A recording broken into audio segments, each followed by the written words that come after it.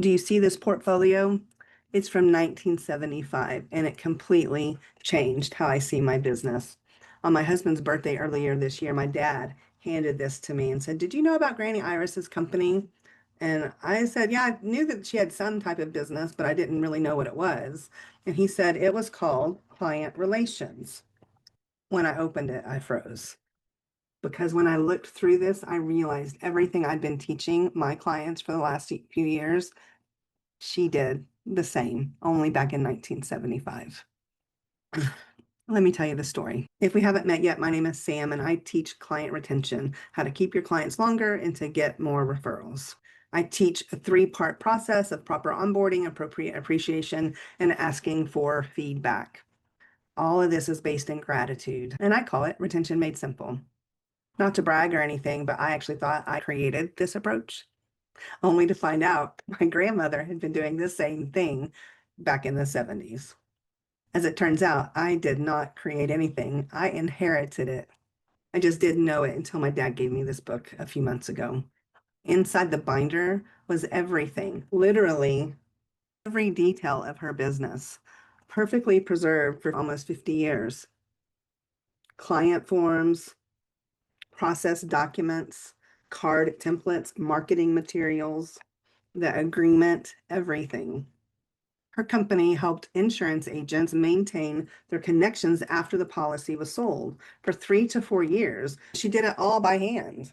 That's my grandmother's handwriting. The letters, the envelopes, the stamps were put on there all by hand. There was no computers, no templates, no shortcuts, just intentional care, which is the same thing I teach. But you want to know the part that made me almost cry? Let me get to it right here. If you can't tell what that is, that's a Thanksgiving card. And she taught her clients to send Thanksgiving cards instead of Christmas cards for a couple of different reasons. And that's the same thing I've been doing. To reach out with gratitude before the busyness of the holiday season sets in. To stand out by showing pure gratitude, by showing appreciation, instead of competing with all the noise of the holidays. And I thought that idea was mine, but it was hers first. When my dad gave me this binder, it felt to me like God was saying, "Hey, girl, you got this and you're on the right track." Because gratitude isn't just a marketing hack, it's not a trend, and it's not something that I came up with. It's timeless and it runs through my veins like a current.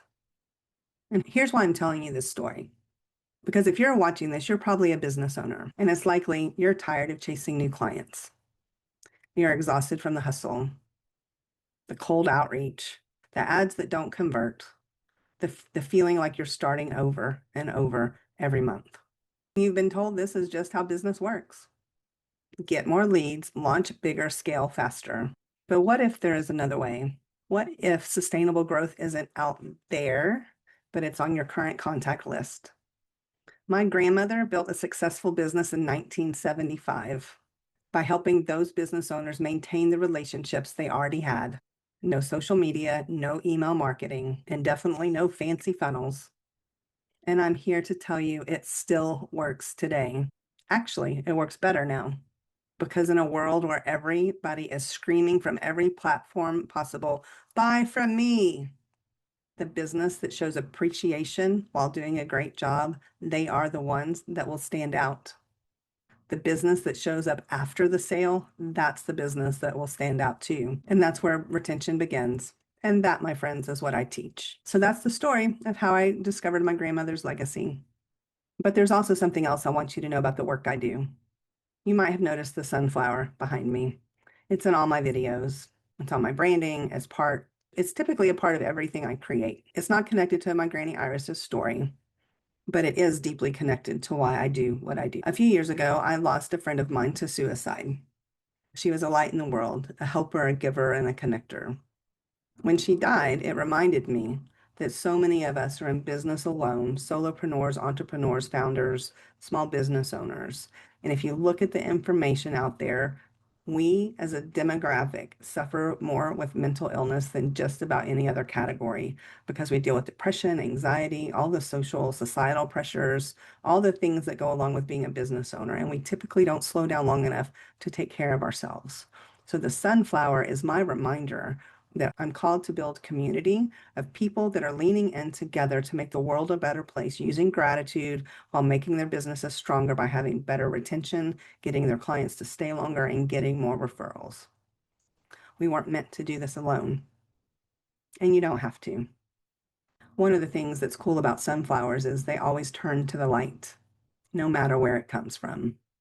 They stand tall, rooted together. When one bends, the others bend in unison towards the light. Business retention and gratitude is what I teach, but building community and connection, that is a big part of who I am and what matters to me as well. The seeds were planted well before I was born. I am just tending the garden that my grandmother started. And I'd like to invite you to be part of it.